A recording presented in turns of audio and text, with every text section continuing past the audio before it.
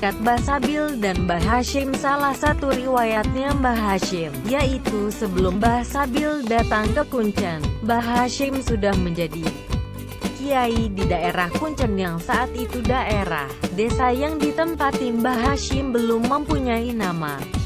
Tidak ada data pasti yang menunjukkan siapakah sebenarnya Mbah Hashim dengan langgar surau kecilnya. Dari manakah asal beliau? Yang jelas Mbah Hashim mendapat julukan Ketip Hashim. Para sesepuh mengartikan ketip sebagai katib, penulis, penyalin, sekretaris, atau hadam, pelayan. Setelah kedatangan Mbah Sabil, beliau dikenal juga sebagai merbot masjidnya Mbah Sabil.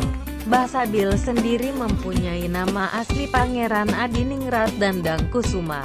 Beliau adalah orang rantau dari Kerajaan Mataram, Jogja. Pada sekitar plus abad 17 beliau dikejar-kejar oleh Belanda, kemudian menyelamatkan diri ke arah timur hingga sampai di dusun Jetak, Bojonegoro. Beberapa saat setelah kedatangannya di Jetak, namanya diganti Sabil karena kekhawatiran beliau diketahui oleh Belanda. Toh pada akhirnya ketahuan juga oleh kaum penjajah.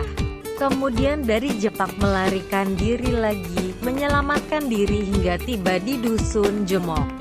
Tempat ini masuk wilayah Kecamatan Ngeraho bagian timur, kira-kira 15 km dari Kecamatan Padangan ke arah selatan. Setelah beberapa saat tinggal di Jemok, Mbah Sabil berencana untuk pergi ke Ampel, Surabaya.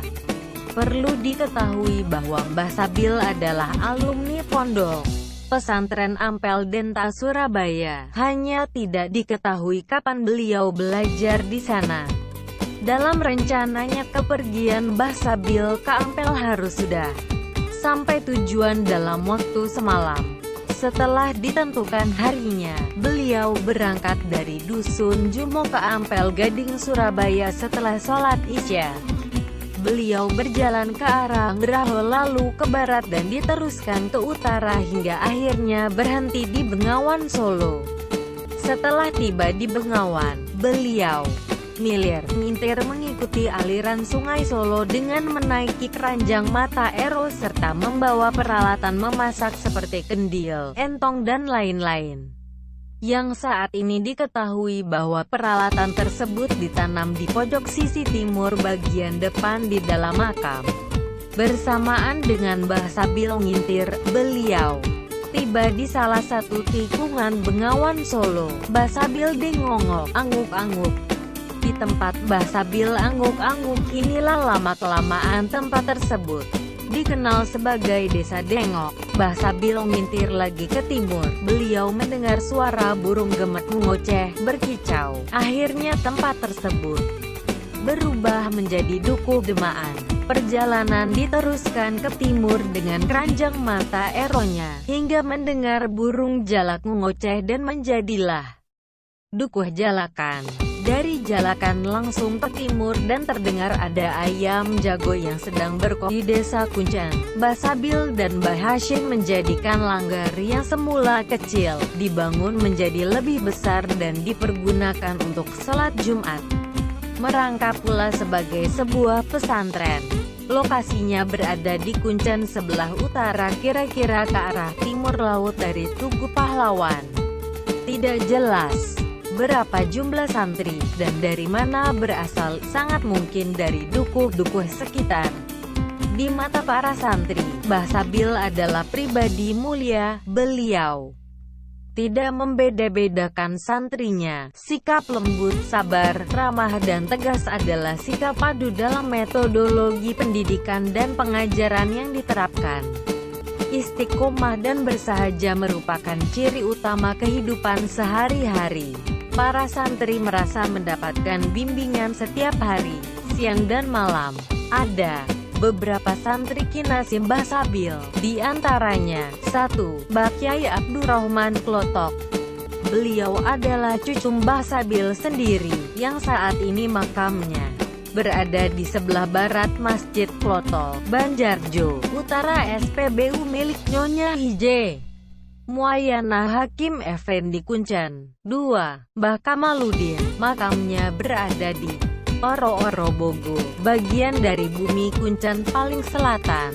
3. Mbah Mamuddin, Imamuddin. 4. Mbah Zainuddin.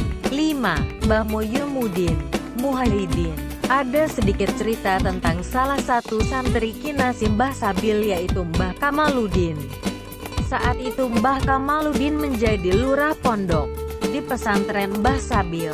Kegemaran beliau mencari ikan, salah satunya dengan besang menggunakan wuwu, tempat yang sering digunakan besang oleh Mbah Kamaluddin berada di Kuncen bagian timur, yang akhirnya tempat tersebut menjadi dukuh besangan. Suatu ketika beliau mengambil wuwu besangannya, ternyata bukan ikan yang didapat, melainkan kretek anak buaya. Oleh Mbah Kamaluddin, kretek tersebut dipelihara dan ditempatkan di gelombang dekat pondok. Tidak hanya Mbah Kamaluddin yang gemar memberi makan kretek tersebut, tapi juga santri-santri yang lain.